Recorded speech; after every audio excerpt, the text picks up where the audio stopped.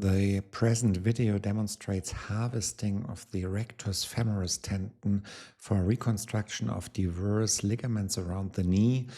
We especially use that for posterior cruciate ligament reconstruction in cases if other tendons are not available.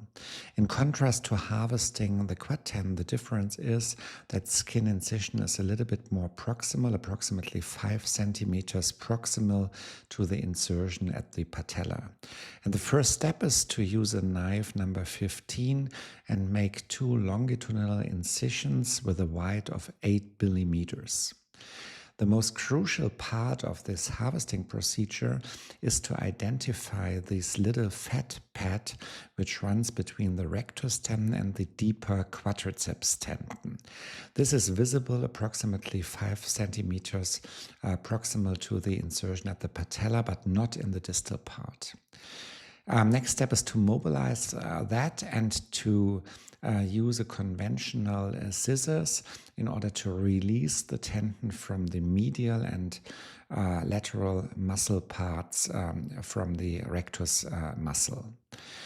It is really important to identify the appropriate direction when you use the stripping instrument for harvesting the tendon.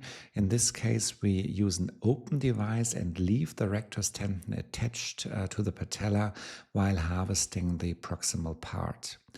Once you have achieved to cut the connections to the muscle on the medial and lateral side, this stripping instrument runs very smoothly. And the technique is actually very much similar to harvesting the hamstring tendons. The device automatically cuts at the junction of the muscle and the tendon, and it's always amazing how long and strong this rectus tendon is. 30 centimeters of length is more or less standard for that tendon. Next step is to manually prepare the distal part of the superficial quadriceps tendon and to disconnect the tendon from the patella. This graft actually allows all variants of graft preparation.